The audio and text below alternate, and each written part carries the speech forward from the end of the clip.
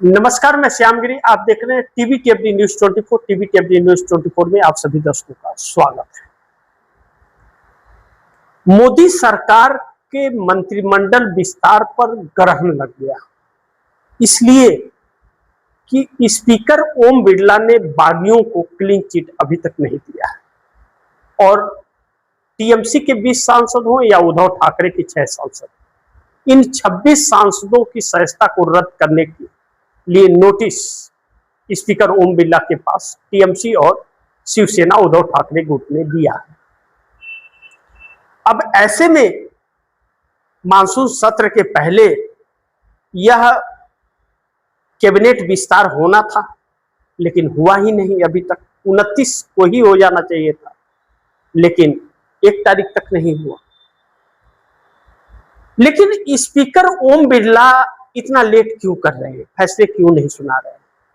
क्या स्पीकर ओम बिरला रद्द करने वाले हैं इनकी सदस्यता, या फिर एक सोची समझी रंजिश है, चाल जिसको कहते हैं भाजपा चाल बहुत चलती है, चाल है। स्पीकर ओम बिरला वही करेंगे जो मोदी चाहेंगे, तो यह लेट लटाप क्यों? यह एक अहम सवाल उठ रहा है कि 26 सांसदों पर कार्रवाई कब, या फिर क्लीन चिट कब? दूसरा महत्वपूर्ण बिंदु यह है कि मोदी विदेश जाने वाले हैं और फिर 11 जुलाई को आएंगे, तो उस वक्त क्या इन 26 सांसदों पर फैसला हो जाएगा, क्योंकि इनमें से मंत्री बनाना है, या फिर इनकी सदस्यता चली जाएगी। लेकिन ममता बनर्जी ने कोर्ट से भी नोटिस जारी करा दिया है, और जिस 20 सांसद टीएमसी के जिनकी चर्चा चल रही है कि उसमें कोकिला को मंत्री बनाने की, तो उन 20 सांसदों ने जो एनसीपीआई में शामिल हुए हैं, नियमतः संविधान के अनुसार एनसीपीआई का कोई भी प्रतिनिधित्व लोकसभा में है नहीं, और 2024 का चुनाव वह लड़ी नहीं है, तो वह पार्टी ही मान्य नहीं है, पहली बात। और दूसरा, बागी गुट सदन में बैठ ही नहीं सकता, उसे किसी दल में शामिल होना पड़ेगा या पार्टी बनानी पड़ेगी। ऐसे में मामला 20 सांसदों का तो फंस गया। दूसरी तरफ 6 सांसद उद्धव ठाकरे शिवसेना के, वह एकनाथ शिंदे में शामिल हुए हैं, तो वह क्या उन 6 की मान्यता रहेगी या समाप्त हो जाएगी? 2/3 तो हो जाते हैं, लेकिन उद्धव ठाकरे शिवसेना का संविधान क्या कहता है? उसके अनुसार अगर उद्धव ठाकरे शिवसेना के राज्यसभा सांसद संजय राउत ने स्पीकर ओम बिरला को नोटिस दिया है, तो कुछ सोच करके ही दिया होगा, किसी नियम कानून कायदे के तहत ही दिया होगा। तो स्पीकर ओम बिरला का फैसले बड़ी अहम होने वाले हैं। इस बीच इंडिया गठबंधन आक्रामक है और सोनम वांगचुक जंतर मंतर पर भूख हड़ताल पर बैठे हैं। सोनम वांगचुक जब तक लद्दाख में अनशन पर बैठे थे तो भारतीय जनता पार्टी को फर्क नहीं पड़ा, लेकिन जंतर मंतर पर फर्क पड़ता है, क्योंकि गोदी मीडिया ना दिखाए, लेकिन सोनम वांगचुक को विश्व की मीडिया अपने अपने स्क्रीन पर दिखा रही है। यह नरेंद्र मोदी सरकार के लिए घातक हो रहा है। दूसरी तरफ राहुल गांधी टूटे हुए इंडिया गठबंधन को, ऐसा शब्द का इस्तेमाल कर सकते हैं कि टूटे हुए इंडिया गठबंधन को भी एकजुट रखकर नंबर गेम में लगे हुए हैं कि मोदी सरकार जो पार्लियामेंट सेशन के दौरान जो 21 जुलाई से या 22 जुलाई से शुरू होगी, उस सेशन के दौरान जो डिलिमिटेशन बिल और वन नेशन वन इलेक्शन लाने का प्रयास कर रही है, उसे असफल बनाया जाए। 362 का आंकड़ा उसे न छूने दिया जाए। ऐसे में मोदी सरकार फंस रही है कि जिस डीएमके ने 60 गांठ बनी थी मोदी की, वह डीएमके पाला फिर बदलती है और एसआईआर के मुद्दे पर इंडिया गठबंधन के साथ खड़ी हो गई। जो हस्ताक्षर करके लेटर भेजा गया सीजीआई को, उसमें डीएमके भी शामिल है। अब महत्वपूर्ण यह है कि गोदी मीडिया नंबर गेम गिना रहा था सबको कि डीएमके के 22 आ गए, टीएमसी के 20 आ गए, 6 उद्धव ठाकरे के आ गए, और कुछ निर्दलीय आ जाएंगे, कुछ समाजवादी पार्टी के टूट जाएंगे। वह धराधर वैसे ही मिला रहा था जैसे 450 सांसद 2024 लोकसभा चुनाव में भाजपा को दे रहा था, वैसे 362 भी पूरा कर रहा था। लेकिन अचानक खेल पलट गया, डीएमके नहीं साथ दे रही है। लेकिन दूसरी तरफ 362 के चक्कर में एनडीए गठबंधन में क्या सब कुछ ठीक है? क्या 26 आ जाने से मोदी बड़ी मजबूत हो गए या कमजोर हो गए? इन 26 का प्रभाव ऐसा पड़ गया, अब दर्शक बड़ी ध्यान से समझिए, कि 20 पर तलवार लटकी हुई है। ममता बनर्जी ने जो नोटिस दिया है और जो संविधान कहता है कि एनसीपीआई से वह मान्यता प्राप्त नहीं है उसे, तो लोकसभा में उसको स्थान नहीं दिया जा सकता, पहला। और भारतीय जनता पार्टी खुद में शामिल नहीं कर रही है, या तो फिर किसी और दल में जाके शामिल हो। किसमें होंगे? क्या उद्धव ठाकरे में शामिल कराया जाएगा? माफ कीजिएगा, एकनाथ शिंदे में शामिल कराया जाएगा जहां उद्धव ठाकरे के लोग गए हैं, या किसी और में, जयंत चौधरी में कराया जाएगा, या अनुप्रिया पटेल में कराया जाएगा? कहां कराया जाएगा यह देखना बड़ी महत्वपूर्ण है।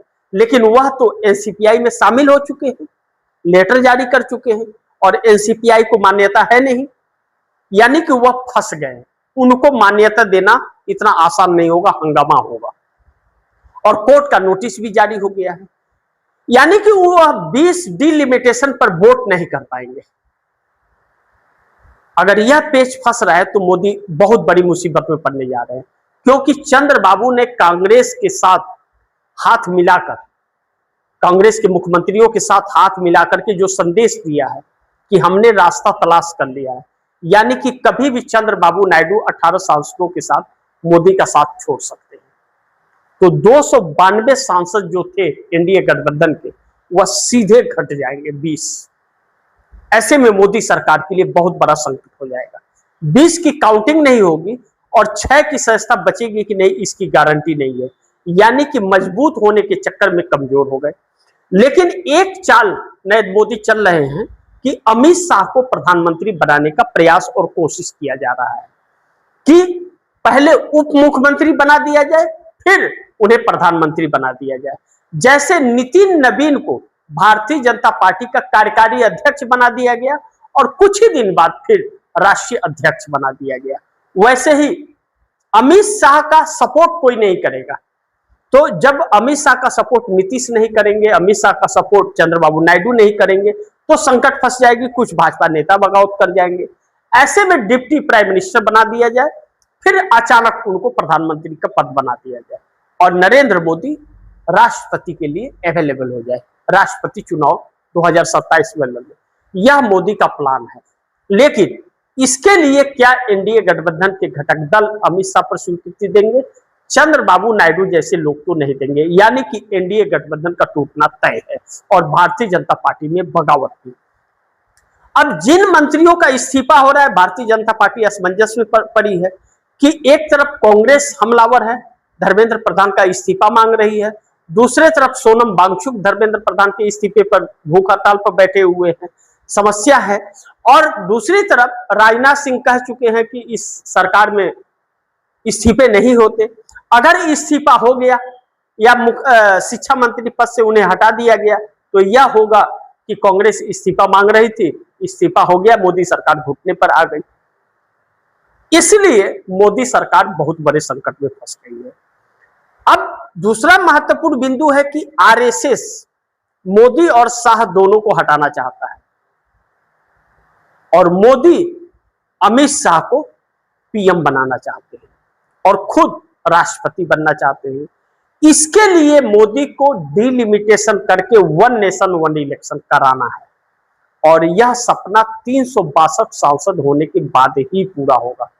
इसको लेकर के क्या षड्यंत्र रचती है यह सरकार, यह भी पार्लियामेंट सेशन के दौरान देखने वाली बात होगी, क्योंकि अगर यह नहीं हुआ तो मोदी सत्ता में 2029 में वापसी नहीं कर पाएंगे और नहीं कर पाए तो बहुत बड़ी समस्या मोदी शाह और इस गुट के लिए हो जाएगा जो मोदी गुट है।